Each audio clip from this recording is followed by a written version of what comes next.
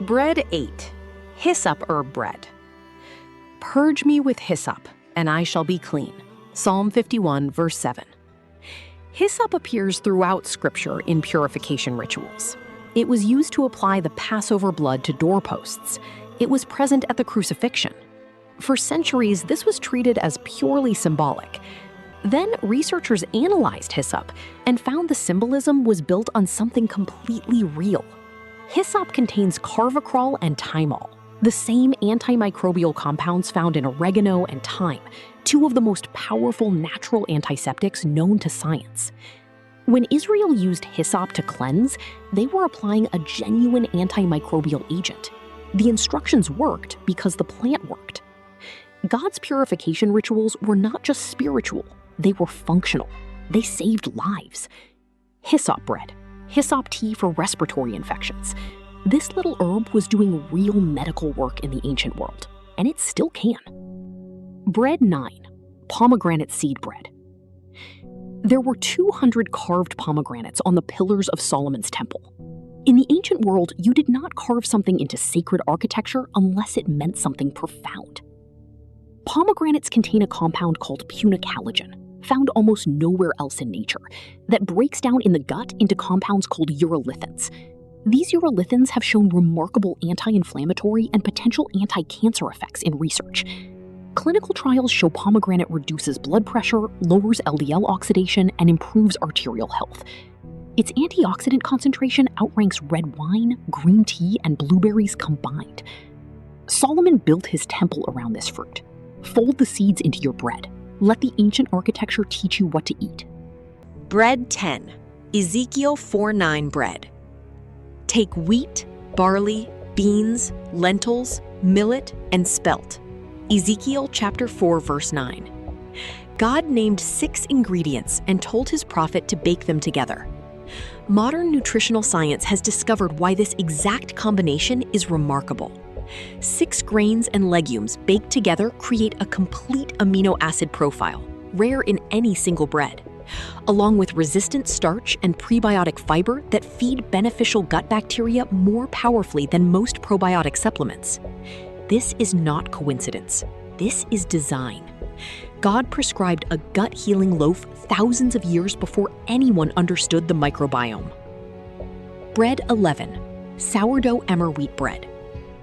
Before commercial yeast existed, all bread was sourdough, leavened by wild fermentation, alive with beneficial bacteria that partially broke down the grain before it ever reached the human gut. Emmer wheat, one of the original ancient grains, has a different gluten structure than modern wheat. It is more digestible, lower in glycemic response, and fermented sourdough emmer contains natural probiotics comparable to what companies now sell in capsule form for $30 a bottle. The bread of the ancient world was fermented by design. We stripped that out in the 20th century, and chronic gut disease followed. Bake it back. Bread 12. Spelt bread. Spelt is specifically named in Ezekiel's bread recipe. It is also referenced in Exodus chapter 9, surviving the plague of hail while other crops were destroyed. Spelt has a thicker husk that protects it from pesticides during growth. It contains a different form of gluten, more water-soluble and easier for the body to process. Many people who react to modern wheat tolerate spelt without issue. What is making people sick is not the wheat of the Bible. It is what we turned wheat into. And here we are, number 13, the one I promised you at the beginning, lentil bread. Esau traded his birthright for a bowl of lentil stew in Genesis chapter 25. That sounds extreme until you understand what lentils actually are. Lentils are among the highest plant-based sources of protein, 18 grams per cooked cup, along with iron, folate, zinc, magnesium, and potassium. But here is what surprised researchers most. The resistant starch in lentils, when baked into bread, becomes one of the most powerful prebiotic substances ever studied. It feeds bifidobacterium and lactobacillus species, the same strains found in expensive probiotic supplements, with a consistency and potency that capsules rarely achieve. Esau gave up his future for this bread. Perhaps we should give it a little more respect. Bread 14. Bitter herb flatbread. God commanded the Israelites to eat the Passover lamb with bitter herbs and unleavened bread. Exodus chapter 12, verse 8. Modern digestive science has discovered that bitter compounds in herbs, like those in dandelion, chicory, and endive, trigger bile production and digestive enzyme activity before food ever reaches the stomach. This is called the bitter reflex.